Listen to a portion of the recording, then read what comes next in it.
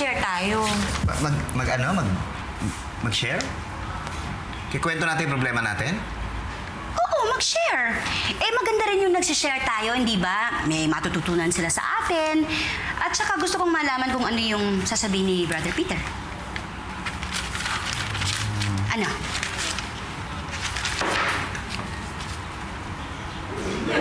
Yan ka na namang pitoy, ha? Huwag mo akong sisisihin kapag kinamaan ka na naman ako ng Ito naman. Ikaw naman kasi, huwag na...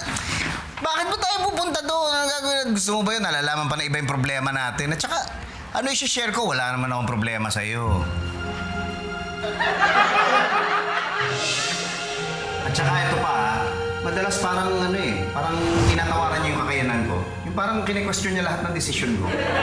Hindi sa ganun kasi para sa akin, siya pa rin ang lalaki. Siya ang padre de pamilya. Siya magdedesisyon. Hindi.